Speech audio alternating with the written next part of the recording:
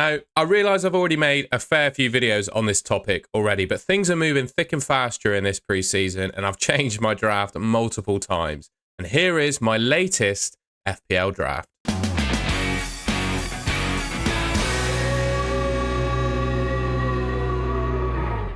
Right, so in my last draft video, I talked quite a bit about defensive contribution points, and I'm going to use here a graphic from a really fantastic X account to follow, FPL Tom Hadley.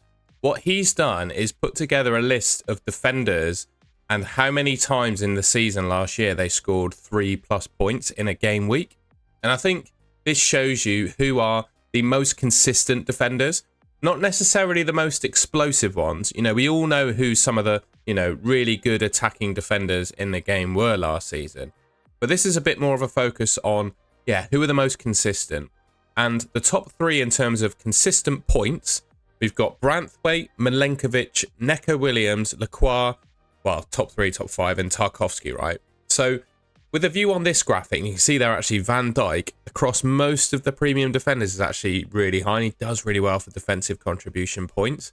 And a lot of these defenders that are the most consistent ones aren't necessarily the ones who get loads of attacking returns, are they? Let's be honest. Or even clean sheets for that matter. You know, Everton didn't keep a huge amount. They're defenders that make a lot of DEFCON points. They get a lot of clearances, blocks, tackles, all of the things that interception and tackle, all the things that count towards DEFCON points. And I'm trying to factor that into the team that I've made. So my starting defense as things stand at the moment, I've got Kelleher in goal. Now you'll see when we get through my team, I've got some really good players in here. But the one position that I'm not massively sure on in this team is my goalkeeper. I've had Rob Sanchez in pretty much all of the drafts I've done in like the last week or so, because I think for the opening game weeks at least, he's probably the best goalkeeper, but I can't afford him with some of the other players I've got in this team. So I've gone for Kelleher for the time being. Virgil van Dijk, Neco Williams and Anderson are my starting back three. You can see on my bench, I've got Dubravka, who looks to be set to move to Burnley, so we could be getting a starting 4 million goalkeeper playing for Burnley. By the time this video actually uploads, he may well have actually signed. Chris Richards, who if you just go back to the list, both Anderson and Richards appeared here in terms of consistent defensive returns, right? Richards got 9 3+ points games, which was 43% of the time, and Anderson got 9 again. Richards playing less games, he got 31% of the time. So both of these players are going to be extremely good for defensive contribution points. So it's just unfortunate that the rotation isn't great. The opening fixtures for Richards are tough, and then the opening fixtures for Anderson aren't great either. So that might be another change I make, where I just go for a 4.5 million defender, maybe that's not Anderson, that just does really well for attacking returns, like maybe De Kerper of Brighton, something like that. Esteve, I don't actually know how to pronounce it. Someone let me know in the comments. I think I've gotten it wrong in a couple of videos.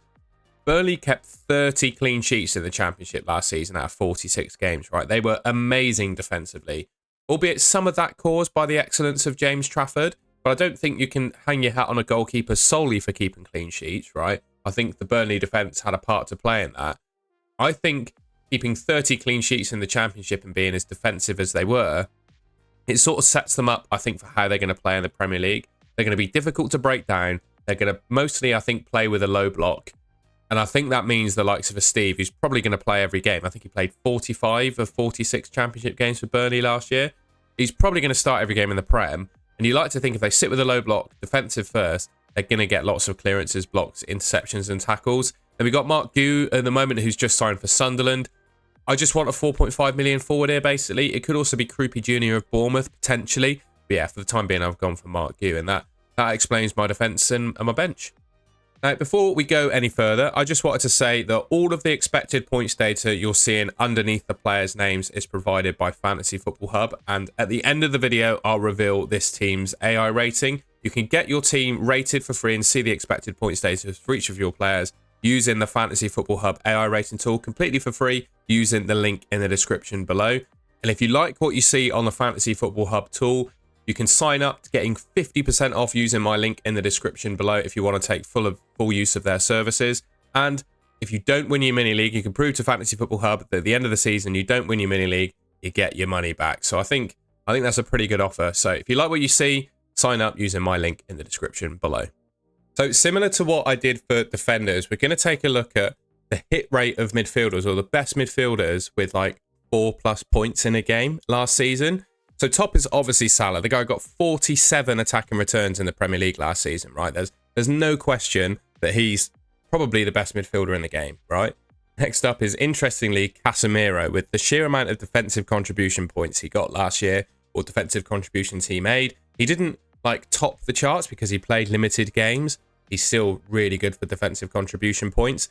And then interestingly, in third place is Bruno Fernandes. Now, he has not made a single draft of mine so far, but I think combination of defensive contribution points, and I still think regardless of the position he plays for Man United, he's still going to be dangerous from an attacking perspective. And I also think one of the things that let him down at the start of last season, when I think he was playing in the deeper role, were his teammates not finishing the chances that he was creating.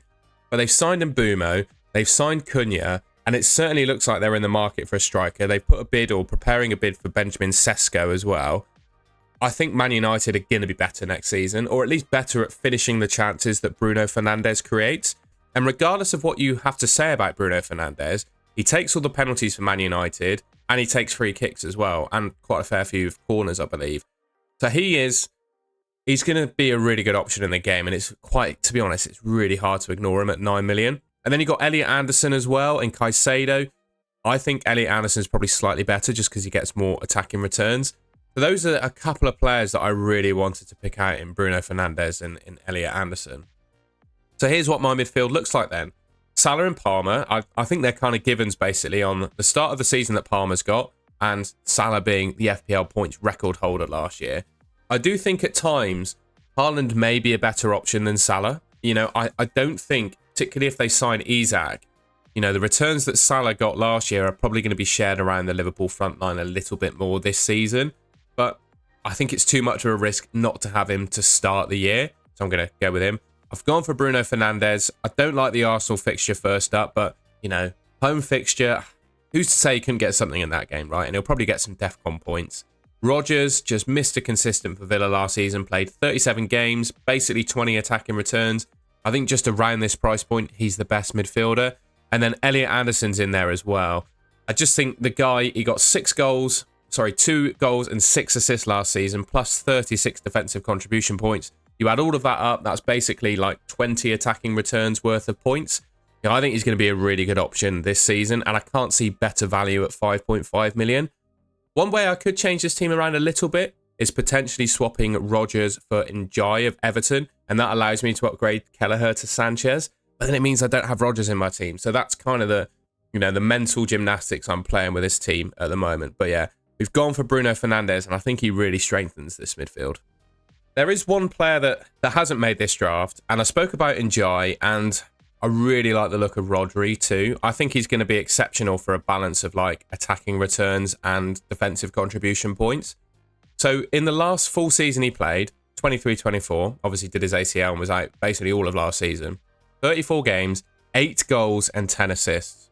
And we've got some more data and stats from FPL Tom Hadley. I've absolutely abused his stuff for this video, so I'll leave a link to FPL Tom Hadley's Twitter in the description. It's genuinely one of the best fantasy football Twitter accounts I follow. And, well, I found it really useful. What he's done here is a breakdown of similar stats to what we've seen in terms of points per game, but for Rodri. So in the 23-24 season, with the sheer amount of attacking returns he got, and he's still got 11.1 DEFCONs per game. Obviously, 12 is the hit rate, or the, you know, the marker to get the points. He hit that 47% of the time last season. So 47% of the time, he got 2 points for DEFCONs. And he got nearly, what? Let's have just a quick look at the attacking returns. And he got 18 attacking returns. So he could, I don't think he's going to have 18 attacking returns this season. I think he may well have more than Elliot Anderson. And in 23-24 with DEFCONs, he got 5.8 points per game, which is basically an assist per game worth of points. So yeah, I think Rodri at some point could become a factor. And I could even have him in there over Rodgers, but I need full confidence he's fit and ready to go and is going to start the season. And I probably need a bit of bravery to do it, but I do think Rodri could be a really nice option. Finally then, up front, I've got Watkins and Solanke. Same as my previous drafts. I just think these two are the outstanding forwards in the game. I don't want to go Isak, partly because I can't afford him, and I don't know what club he's going to play for. I can't afford Haaland either. There's lots of issues with pretty much all of the forwards I think you could raise some doubts about. Watkins is the only one I think that's going to be nailed to play every game. He's just a solid striker, isn't he? I think Watkins sort of guarantees 15 to 20 Premier League goals. And then you got Solanke, who, well, hasn't featured in pre-season yet for Spurs. And I'm getting, like, increasingly worried about his minutes. I think if Solanke doesn't start the season, he could become one of probably João Pedro, Chris Wood, Strand Larsen, Welbeck, someone like that. But at the moment, I'm still putting faith in him starting the season. They got a pre-season friendly to come against Bayern. We'll see if he features in that. And we'll see if he gets any minutes or is in the squad for the Super Cup. I'm a little bit worried about Solanke now. You know, this injury is dragging on a little bit. He's still in my team, but he could, you know, might have to make some drastic changes to it. But for the time being, he's still in there. So then, scores on the doors from Fantasy Football Hub. Remember, you can get your team rated by AI totally for free using the link in the description, and also sign up to Fantasy Football Hub. 50% off, money back if you don't win your mini league using my link. Getting quicker at that promotion.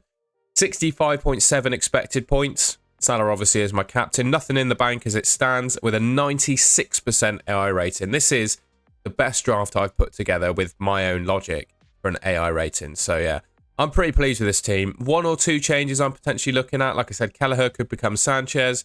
That could be funded by Rodgers to maybe Njai or Rodri. And then potentially we've got to do something with Solanke if he continues to be injured. But for the time being, I'm really happy with this draft, and I think we're getting close now. Let me know what you think of it in the comments. All right, well, that's the end of the video. I hope you enjoyed that and found it useful. I've tried to fix some issues with my microphone on this video. I've realized it's been a little bit in and out on some of the stuff that I've recorded previously. So I've had a mess around with the settings. Hopefully it's a little bit better now. If it isn't, please let me know in the comments and I'll do my best to look into things. If you enjoyed the video, found it useful, please leave me a like rating. Let me know in the comments, like I said, if you'd make any changes to this draft. And if you haven't subscribed, I'd really appreciate it if you could subscribe to the Golden Goal channel, which should be just here on your screen. And yeah, thank you very much for watching. I'll catch you in my next video.